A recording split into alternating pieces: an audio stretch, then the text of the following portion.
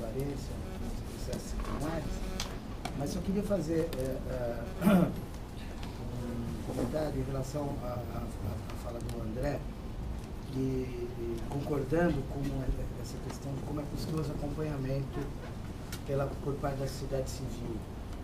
Nesse ensejo, saudar aqui a presença da Maico, do Luiz Corrara, que está aqui, do Pedro Aguerre, da Carol, do DVD, do Paulo Faria, que chegou há pouco, estava aqui agora, e da Érica, da Associação de Servidores. Acho que, de fato, a dinâmica aqui,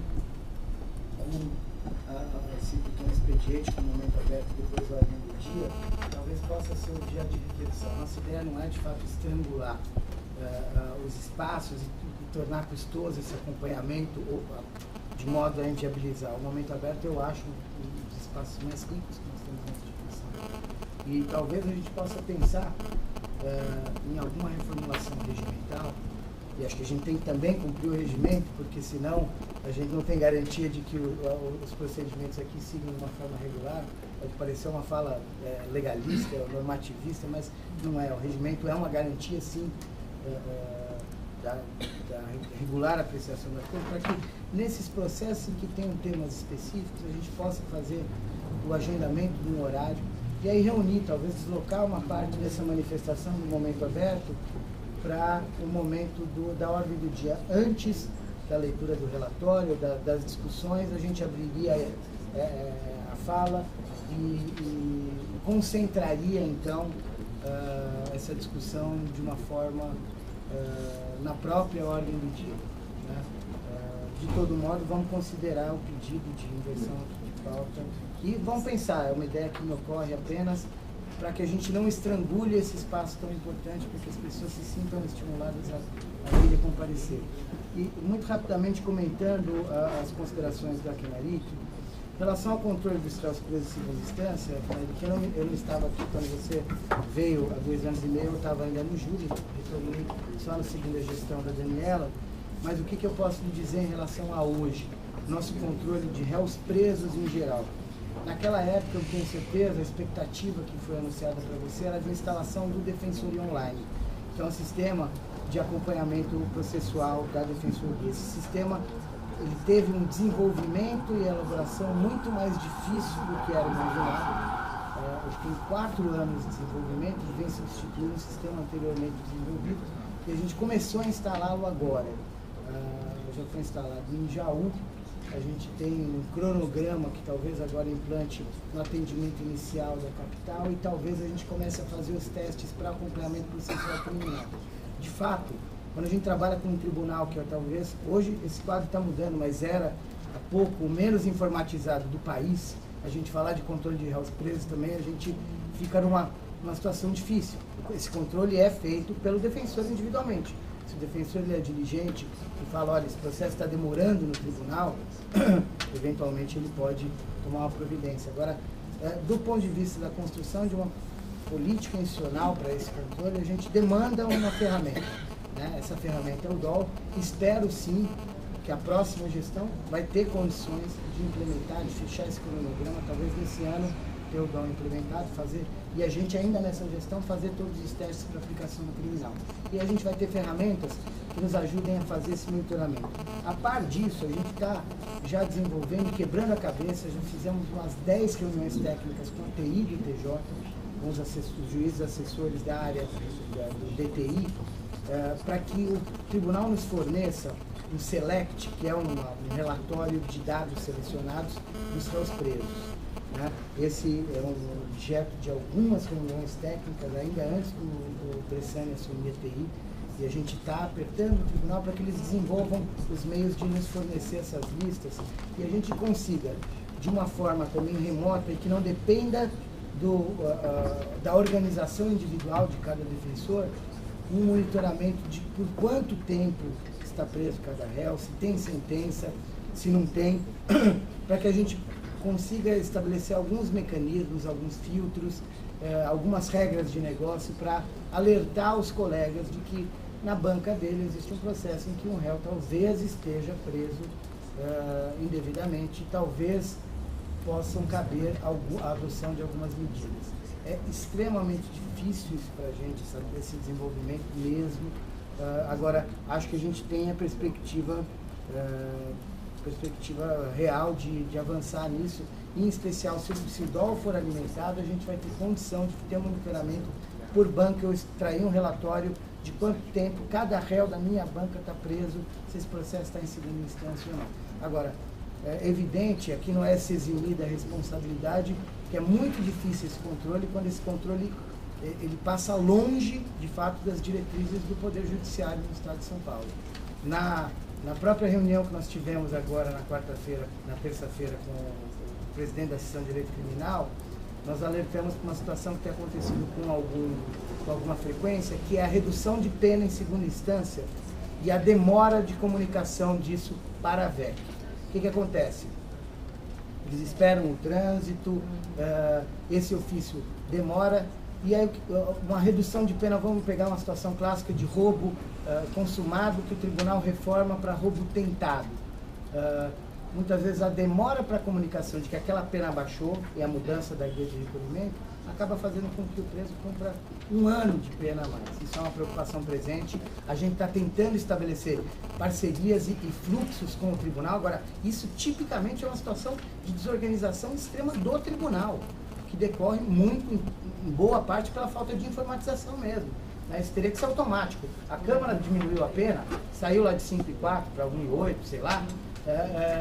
Isso tinha que entrar no sistema e a gente ter ciência. O juiz de execução fala, pô, esse benefício está estourado.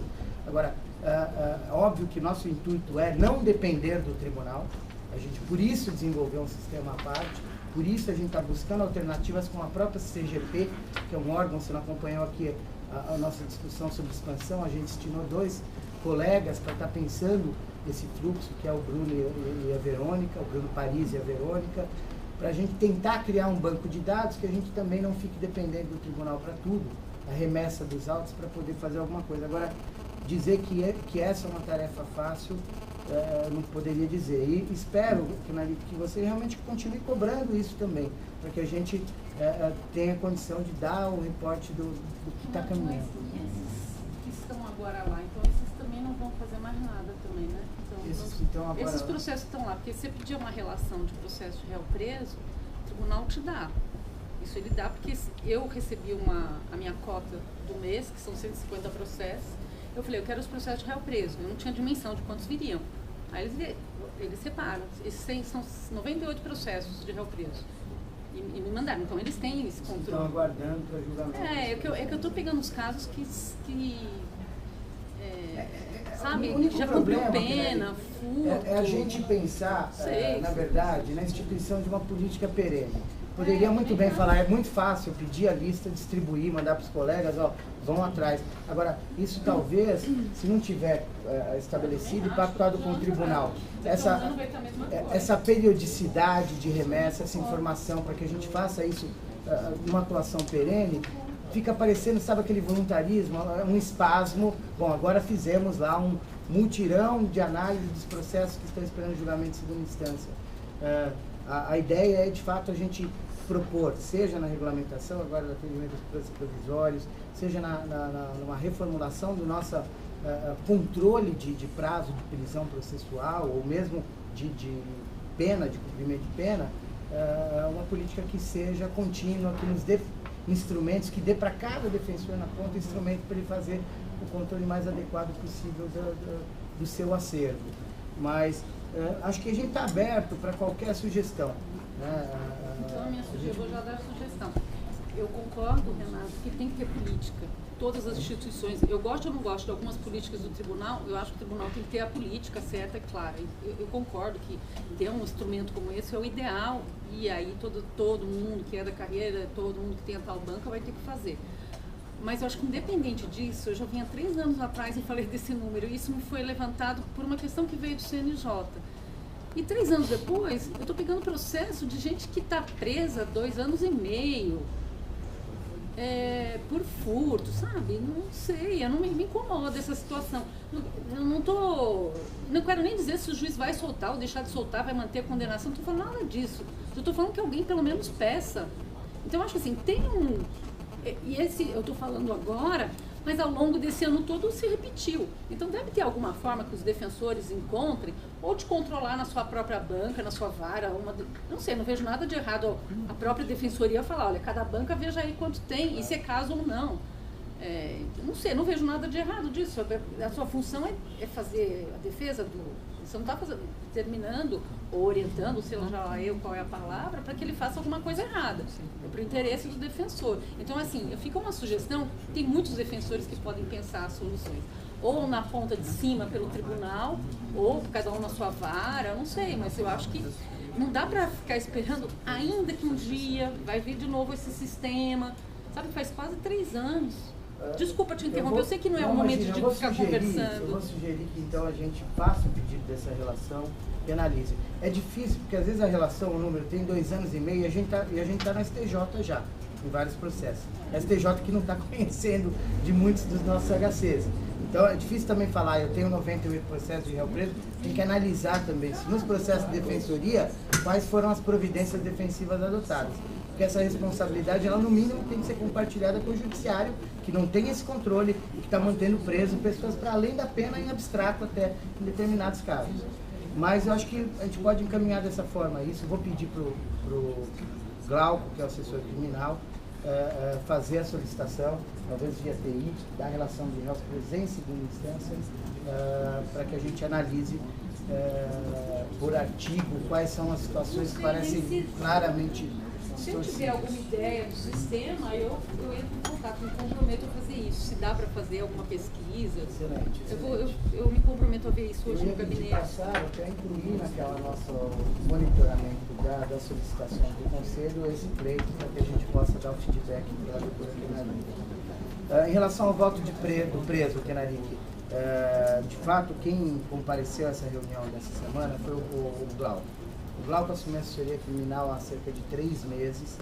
E essa temática do voto preso, nós dialogamos com a SAP. Eu pessoalmente falei com o Lodival Dias, alguns meses atrás. E falei com o presidente do TRE. Solicitamos a triangulação para uma reunião, Defensoria, TRE e SAP. Isso deve fazer 1 mês e meio ou 2 meses. Anteontem, na véspera da reunião, ou antes de ontem, eu soube que a reunião tinha sido marcada e o TRE, lamentavelmente, se esqueceu de avisar a defensoria. Eu falei, eu não vou fazer um grande movimento agora para a gente alinhar as informações entre o Glauco, o Patrick, o Bruno Chimizo, a Leila, que cuidam dessa temática, que tem elementos, tem o acúmulo dos núcleos sobre esse tema, antes de eu ter uma data, porque também tem 1 zilhão de coisas acontecendo aqui, tanto os núcleos como os órgãos da administração. Então, falei, a hora que a gente tiver a data, e fomos surpreendidos, de fato, de véspera, com um esquecimento lamentável, né? Ligamos, inclusive, para o juiz assessor da presidência, falamos, lamentamos, porque quem pediu essa reunião, quem fez a triangulação entre SAP e TRE, foi a defensoria. Eu, especialmente, fiz esse diálogo com o Lorival e com o desembargador Couto, que é o presidente do TRE. O fato é que a reunião foi realizada. Acredito mesmo que o Glauco não esteja absolutamente apropriado dessa pauta. Agora, isso não impede da gente também realinhar, redefinir a partir das diretrizes de diálogo que ele vem a ter com o Bruno, com a Leila e mesmo com o movimento que tem uma expertise sobre esse assunto. A gente sabe que a questão da documentação acaba sendo o maior óbice e esse é um problema difícil, porque a própria SAP diz que a documentação some na Polícia Civil e a gente sabe que na verdade é isso mesmo, não sei o que fazem lá, com os documentos que são apreendidos na prisão do pessoal. E anoto e vou passar a sugestão da gente incluir no projeto de presos provisórios, nessa primeira entrevista da inclusão, essa indagação sobre a existência ou não de documento. E também a sugestão de que a gente tem que circular ainda. É fato que agora quem não tem documentação talvez não tenha tempo de entrar no cadastro para mandar para as zonas eleitorais, né? Até o dia 23 de abril, só o fim de abril. 23 de abril. Ele recebeu as datas... O cronograma. O cronograma. Eu vou também tentar resgatar esse material de educação, de direitos, cartilha. Isso eu me comprometo a falar, talvez fazer uma conversa hoje à tarde ainda com o Glauco e com o Patrick, para a gente poder tentar avançar o que for possível, enfim, acho que esse é um processo também, a cada eleição a gente tem que avançar um pouquinho. Lembrei de uma outra coisa sobre a eleição, esse episódio aconteceu de ser chamado de última hora, numa outra reunião da outra eleição. Foi a mesma coisa em relação à defensoria. Foi muito desagradável isso. Eles esqueceram que a sociedade civil existe também. Não, e foi muito bem que o Patrick e Leila ficaram conosco, porque colocou tudo no mundo, só falou dos órgãos e nem cumprimentou a sociedade civil.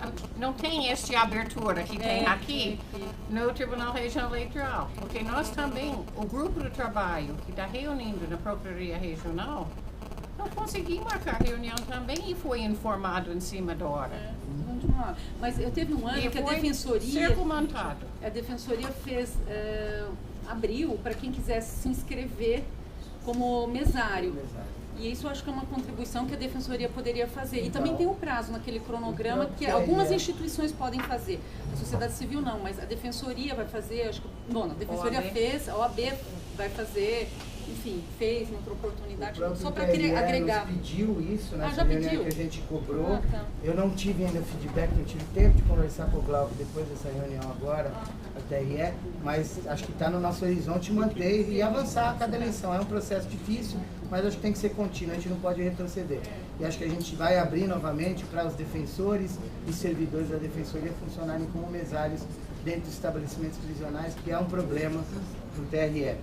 E aí, por fim, para a gente já passar a palavra para os conselheiros aqui, em relação à lei estadual que cria os departamentos especializados, eu fiz também essa indagação para a presidência da sessão criminal, aqui na terça-feira, de como estava o planejamento do tribunal em relação a isso.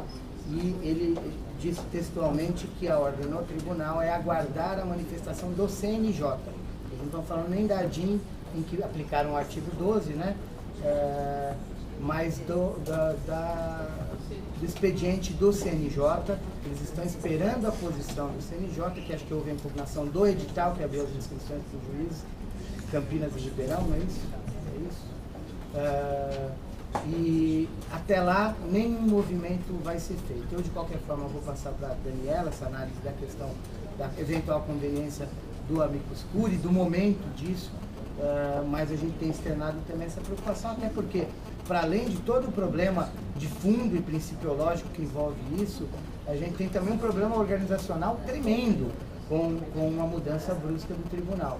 Então, a gente está acompanhando para e passo e a informação que nós temos é de que, pelo menos até o CNJ dar uma sinalização, o tribunal não vai mexer em absolutamente nada. A palavra está aberta agora para os conselheiros, para as eventuais manifestações. Márcia, Luciano, Rafael.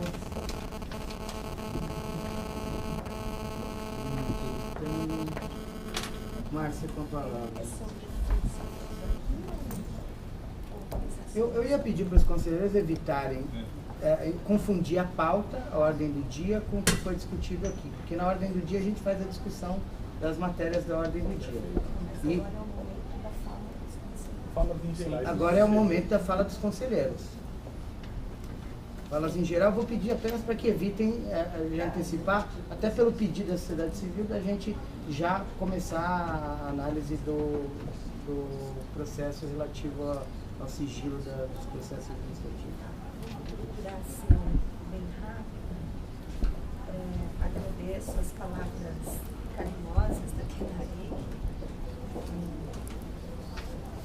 Fiquei muito feliz ao saber hoje aqui, por meio dela, que está retornando para uma sessão de direito criminal. Né? Para a felicidade, não só dela, como dos meus colegas. E gostaria de informar, Kenari, que a parte de todo esse trabalho que a Defensoria tem feito, tem acompanhado nessa seara de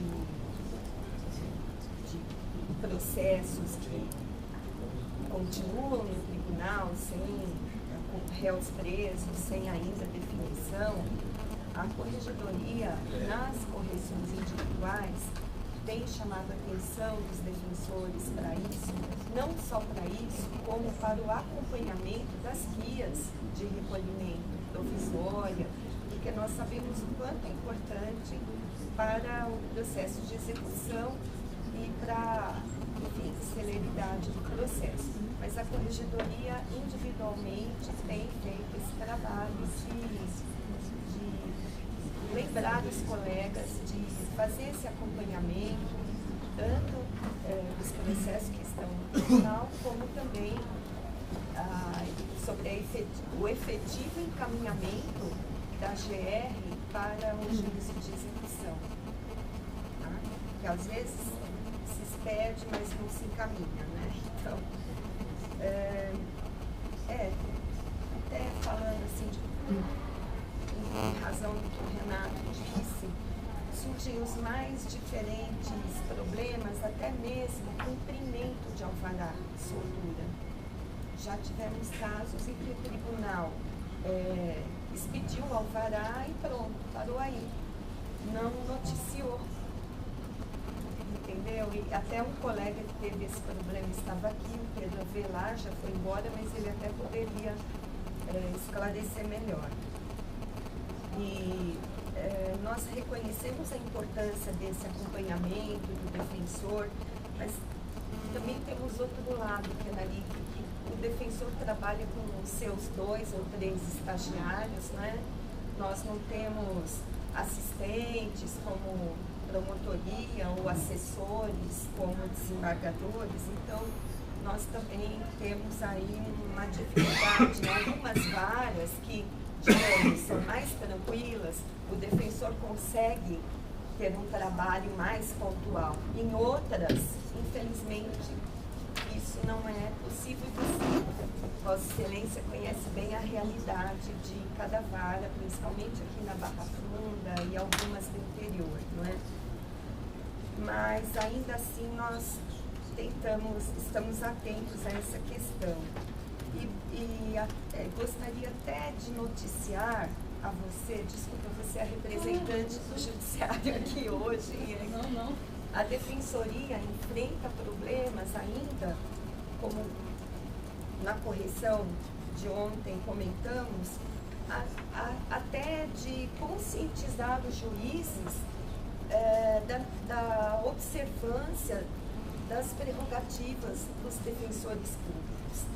E isso acontece não só em comarcas do interior, como até da capital e Grande São Paulo, como ontem nós conversamos aqui durante a correição na nossa unidade da Fazenda Pública. Isso acontece não só quando a defensoria chega numa cidade em que ela nunca esteve, como também ela passa a atuar numa vara que antes não contava com defensoria pública. Então, infelizmente, há um desconhecimento também da parte dos magistrados a respeito da Lei 988, da Lei 80. Então, nós ainda trabalhamos com isso, a corregedoria, especificamente, né, de conscientização, quando os colegas nos noticiam esse problema. Então, ainda temos aí outras questões de grande importância para a atuação do defensor público, que não são, não digo que é generalizado, mas especialmente quando a defensoria assume as suas atribuições. Bom, mas agradeço e reitero o que o Renato disse, sinta-se à vontade para entrar em contato comigo, fazer suas observações, fique bastante à vontade.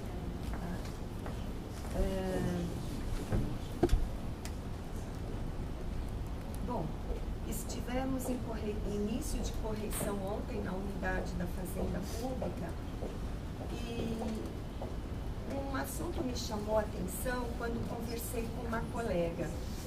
e pude perceber o quanto o poder público, de certa forma, onera o seu administrado, principalmente em questões de saúde, não é? Porque já é uma dificuldade para se obter uma liminar ou, enfim, uma procedência numa ação civil pública e depois, ou mesmo uma solução extrajudicial, e depois é um calvário para o assistido conseguir concretamente o acesso, né, a esse medicamento ou a sua fralda, enfim, do seu filho.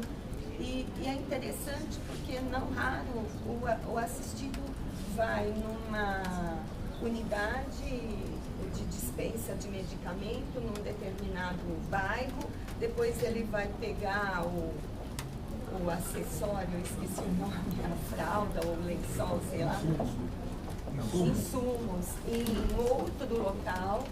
Há casos em que o assistido não tem como deixar o filho paraplégico em casa e ir ao local receber. A defensora oficiou, até o atende, para ver se eles prestariam excepcionalmente esse trabalho. A resposta foi negativa. Então chega um momento que o defensor, o problema extrapola a possibilidade, né, a atuação funcional dele, mas talvez seja o caso da defensoria pensar aí numa solução para esse tipo de problema. Não adianta ganhar e não levar, não é? Como diz o velho ditado aí.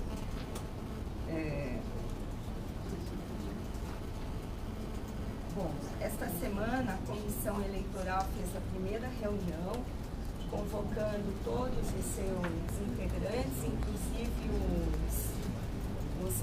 os suplentes. Foi uma opção da presidente, eu estou aqui falando por ela, sem que ela até saiba. Mas eu achei bem interessante porque é uma forma de garantir que todos tenham conhecimento de tudo que está acontecendo. Parece que foi bastante produtiva e eles estão já caminhando, as urnas já chegaram, hoje serão verificadas uma a uma, será verificado o funcionamento de cada uma. Então era essa notícia. Não vai ser eletrônico? Não, infelizmente, eu acho que esse ano não foi possível. A gente fez 2 reuniões até com o PRF, esse assunto do voto preso veio até. Ele esqueceu da gente. E não havia possibilidade operacional de atendimento. Esse é o período final de recadastramento, para eles ficaria muito difícil. Embora o tribunal tenha dito que tem interesse, inclusive interesse político de disseminar os da ordem eletrônica como uma forma de angariar credibilidade do sistema. Mas o nosso calendário eleitoral era uma época muito ingrata, que vai ser sempre fim de cadastramento em ano eleitoral. É a oportunidade de esclarecer a todos. Ou passo para outro assunto, referente a um comentário que, feliz ou infelizmente, não sei, chegou ao meu conhecimento, a respeito de uma crítica que foi feita ao projeto elaborado pela diretoria da IDEP, e que me pareceu, assim, feito de forma até sem maior reflexão pela colega. A corregedoria não participa do grupo de e-mails de defensores públicos, quero deixar isso bem claro. Mas, às vezes, comentários, se eu estou num lugar, não posso tampar o ouvido e, né, estou numa mesa de almoço, acabo ouvindo o que é comentado. Então, eu gostaria de esclarecer uma coisa. Sexta-feira passada, eu falei aqui sobre a questão da urbanidade, que acima de um dever estabelecido na nossa lei, é, antes de tudo, uma questão moral, ética, sei lá o quê, e até de educação, né?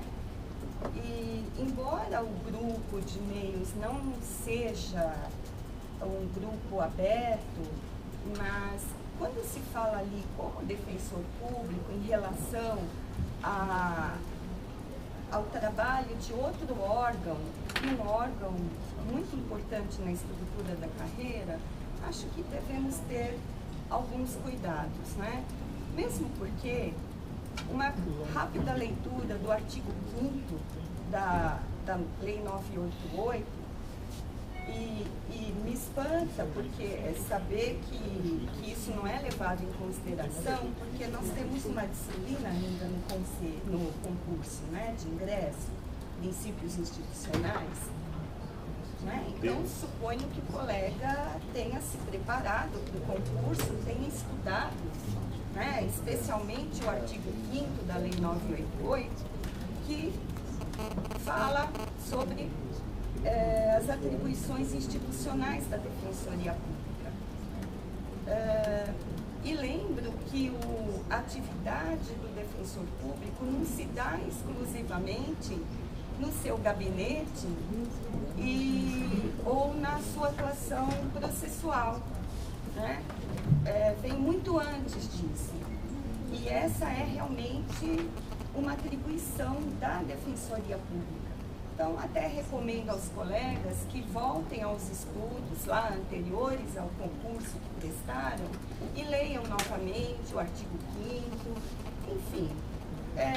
Talvez a opção, como eu disse também na sessão passada, não seja a melhor, ou na minha opinião é boa, a depender de alguns ajustes de acordo com as dificuldades encontradas pelos colegas em estágio probatório, que eu mesma reconheço, especialmente aqueles itinerantes que fica difícil se vincular a um trabalho relativo a uma comunidade da circunscrição da sua unidade.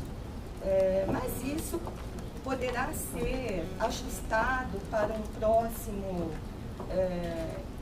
estágio, para um próximo curso de formação.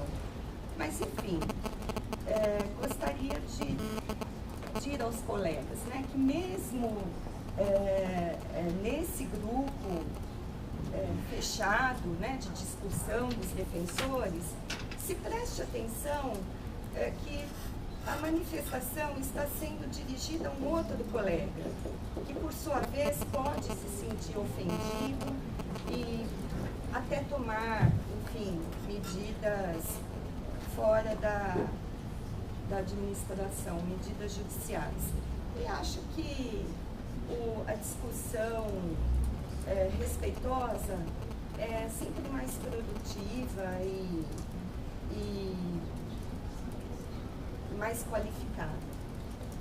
Então, esse era um outro assunto. E, rapidamente, gostaria de frisar diante do que o André disse aqui, com relação à sessão de julgamento. Isso eu fiz minha exposição muito clara na sessão anterior. Talvez você não estava aqui, né? A respeito do que se denomina sessão de julgamento no judiciário e sessão de julgamento neste Conselho Superior. A sessão de julgamento lá no Tribunal de Justiça é mesmo uma sessão de julgamento. Então, o desembargador, ele vota na absolvição ou não do magistrado. Aqui não. O Conselho, me desculpem, isso foi motivo de discussão, mas o que eu deixei claro no meu parecer, no meu voto, foi que a sessão do Conselho Superior não é uma sessão de julgamento, a não ser que a Defensora Pública Geral profira a decisão dela aqui na sessão. Ainda assim, teríamos aí uma limitação, porque, na verdade, no meu entender, ainda é uma sessão em que o Conselho instrui o processo. Pode converter julgamento em diligência, pode interrogar o processado, enfim, dentre outras coisas. Então, no meu modo de ver, sessão de julgamento, na verdade, é aquela que o tribunal, o Poder Judiciário faz, não a que o Conselho Superior da Defensoria faz. Então, acho que a interpretação da regra da Lei 988 deve ter esta perspectiva, a partir dessa perspectiva. A questão da sindicância, realmente, essa discussão me levou a pensar que o corregedor-geral deveria dividir essa decisão com outro órgão, e entendo que, pelos motivos que também já coloquei no meu voto, deveria ser com o defensor público geral, até por aplicação, uma integração analógica com o que estabelece a Lei 80. Entendo que não há contrariedade, esses dispositivos da Lei 988 não estão contrários à Constituição Federal, porque o Constituinte atribuiu ao legislador estabelecer os casos de sigilo. E o legislador estadual assim o fez. E quem somos nós para, enfim, discutir as razões que levaram o legislador a optar pelo sigilo nos procedimentos disciplinares da Defensoria Pública? Não sei, não acompanhei o movimento pela criação da Defensoria, o processo legislativo, confesso que não acompanhei. Não sei os motivos, não sei quem discutiu essa parte disciplinar, de regime disciplinar na nossa lei. Não sei. Eu só sei que eu tenho a lei e que é a partir daí que as coisas devem ser analisadas. E também entendo que qualquer deliberação em sentido contrário abre um precedente sério nesse conselho e a partir daí eu acredito que vai imperar a lei do vale tudo, essa é a verdade, para qualquer assunto. O que realmente me deixa apreensiva, especialmente imaginando as questões relacionadas às questões administrativas. Bem, já havia me manifestado na sexta-feira passada a respeito das informações solicitadas pela Ouvidoria Geral, serão encaminhadas, estamos fazendo uma busca, porque algumas coisas são anteriores à minha gestão e já estamos terminando isso e encaminharemos as respostas para a senhora ouvidora. E gostaria de aproveitar esse momento para indagar a Luciana a respeito de um enunciado que eu até pedi para ser feita uma pesquisa, porque eu analisei o edital de abertura de inscrição pelos candidatos ao cargo de ouvidor geral e acabei vendo que em algumas outras ouvidorias é constante a referência a um enunciado do Colégio Geral de Ouvidores, mas eu não consegui acesso ao conteúdo desse enunciado. É um enunciado de número 1 do Colégio de Ouvidores Gerais. Então, encerro aqui a minha fala. E como o Renato não está, eu assumo a presidência e dá um papel. Luciano, com a palavra.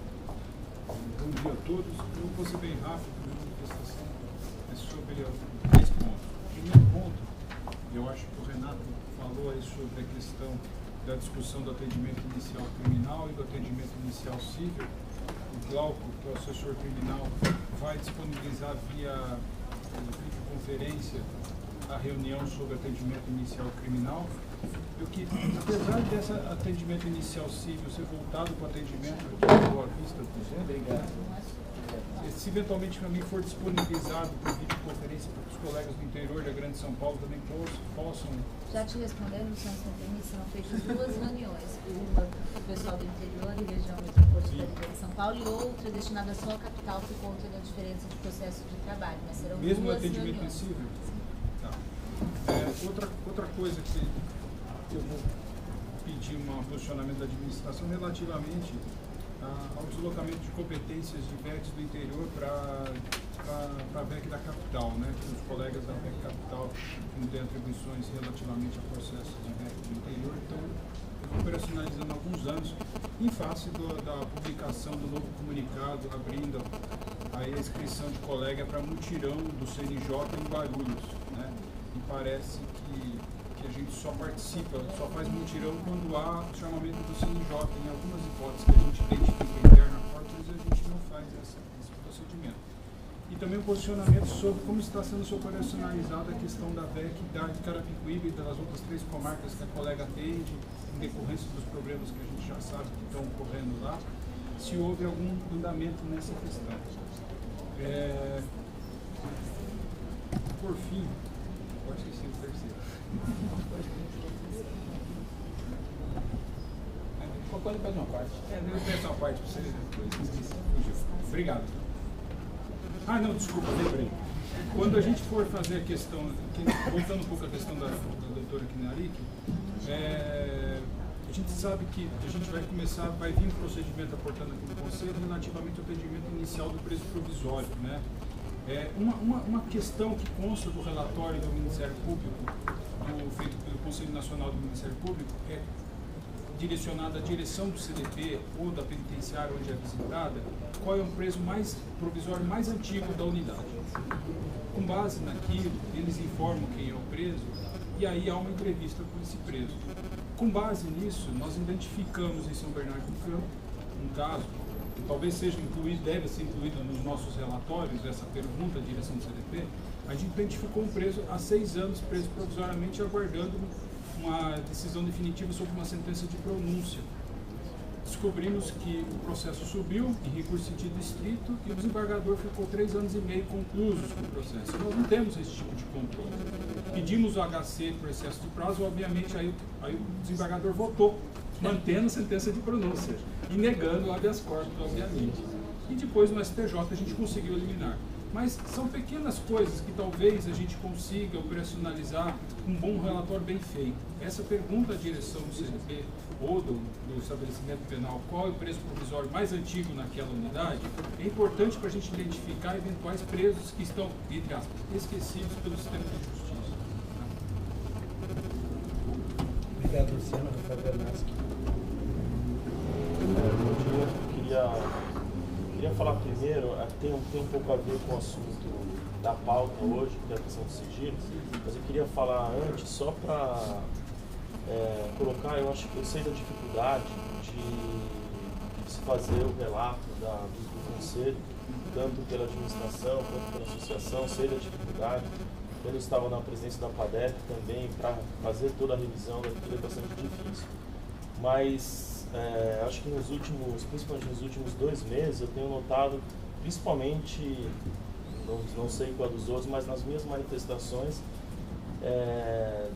divergências bastante centrais assim, no que é falado, no que é colocado por mim.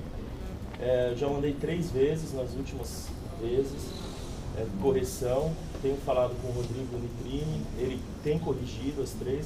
Mas a última eu preferi deixar para colocar aqui, talvez para despertar, para ver realmente em relação a isso, porque foi justamente o contrário do que eu falei. Então, na discussão, eu tinha colocado de que, em relação ao voto do Davi no processo do sigilo, de que a gente ainda vai discutir o mérito que vai ser discutido hoje, mas de que, e eu fundamentei tudo isso, minha argumentação, de que era contrário à interpretação de que a lei de acesso à informação revogava ou ela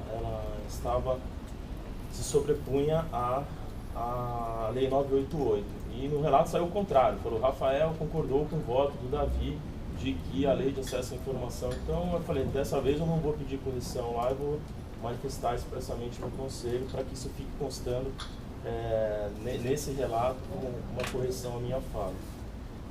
O outro ponto, eu vou ser bem breve nisso, já manifestei anteriormente, vou aqui reafirmar o meu posicionamento, e até porque foi trazido aqui pela Márcia a questão do projeto social. E eu tinha me colocado, já manifestei outras vezes, principalmente em relação à forma como o projeto está sendo colocado e a forma da implementação desse projeto, da dificuldade, principalmente da necessidade de verbas e da falta de coordenação que eu acho que certamente haverá esse tipo de execução do projeto. Mas eu acho que o principal aqui, eu conversei, eu manifestei aqui da outra vez, no fim da sessão do conselho eu fui até a IDEP junto com o Rafael Bessa, conversei com a diretora da escola, mas eu acho que o assunto é polêmico, a gente viu diversas pessoas aí se manifestando, cada um de uma forma. Eu acho que o que deveria ter havido era um maior diálogo da escola com o conselho. Eu acho que não houve esse diálogo, eu acho que de uma certa forma, com todo respeito, diretora da escola, mas eu acho que de certa forma houve um rompimento mesmo desse diálogo, para a gente aprofundar quais seriam as consequências disso para o estágio probatório. Então, eu acho que o conselho ficou de mãos atadas, porque a forma como é proposto, apesar de ter um atenuante que ela coloca, de que é possível, você tem 3 eixos, cada eixo é avaliado de uma forma, mas da forma como está hoje, ele é considerado para estágio probatório. Eu tinha adiantado meu posicionamento, a parte da questão do mérito, do projeto, mas eu tinha colocado que para fins de estágio probatório eu era contrário, vários conselheiros eleitos aqui também tinham se manifestado dessa forma. Continuo achando que seria contrário, mas isso aí vai acabar daqui 2 anos com a confirmação e a composição do conselho não vai ser outra. Então acho que a própria manifestação dos conselheiros eleitos de que isso não seria considerado para fins de estágio probatório não daria essa segurança aí para os novos. Então a situação que a gente tem hoje é que vale para estágio probatório.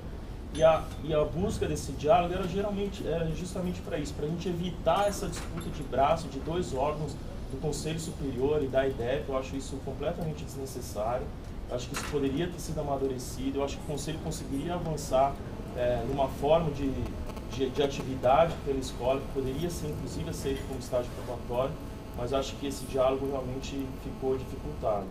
E na linha do diálogo também pedi então para que, já que não pudéssemos então avançar no formato do projeto, que a gente pelo menos houvesse uma prorrogação do prazo de entrega, né? Fui até, novamente, acabando a sessão, fui na direção da escola, fiz esse pedido, porque o projeto social ele tem sido falado durante toda a formação, os colegas aí já estão com 1 ano, o pessoal do 5º concurso, mas ele foi publicado e já dando prazo de 15 dias. Então, tenho certeza que, em relação aos prazos, os colegas do 5º concurso foram pegos de surpresa, porque os conselheiros aqui foram, ninguém esperava que esse ato fosse ditado e já tivesse esse prazo de 15 dias.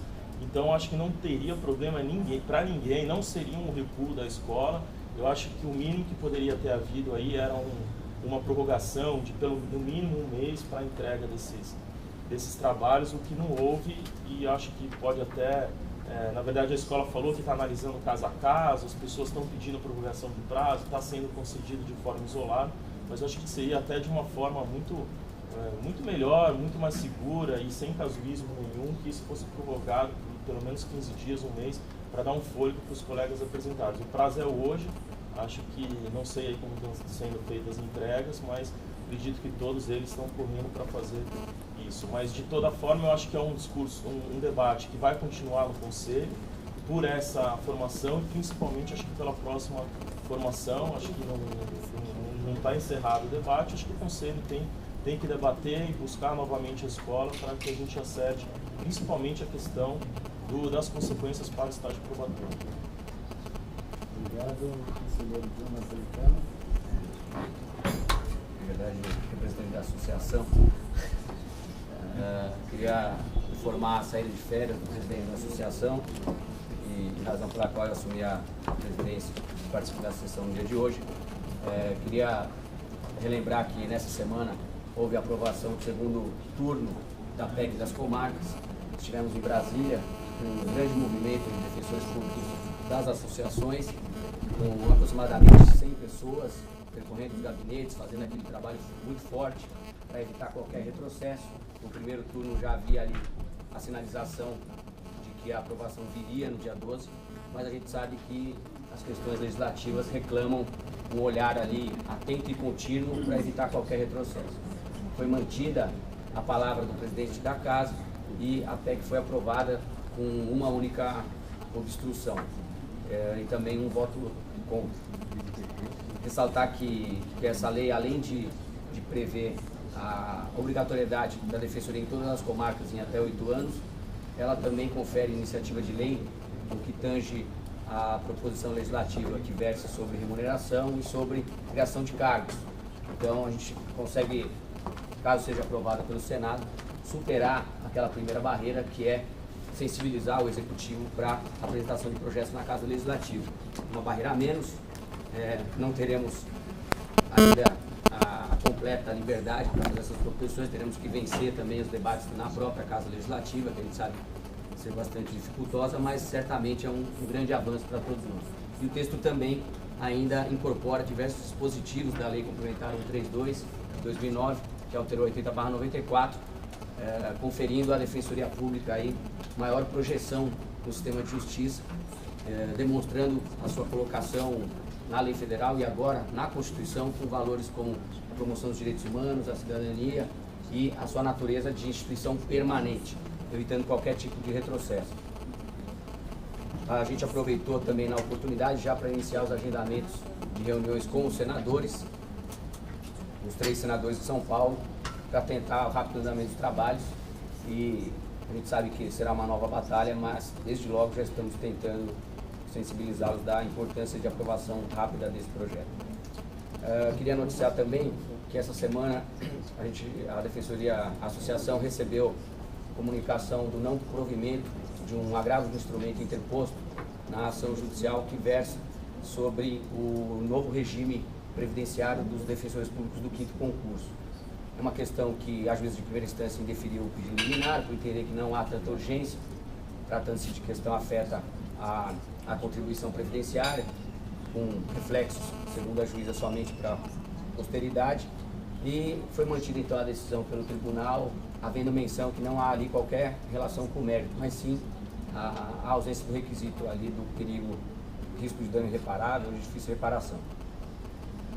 Queria apontar com enorme satisfação a notícia de uma ação direta de inconstitucionalidade ajuizada pela ANADEP, mas uma petição elaborada completamente pelo núcleo da mulher, que busca declarar a inconstitucionalidade do dispositivo da Lei de Planejamento Familiar, que obriga o consentimento do cônjuge para a esterilização voluntária.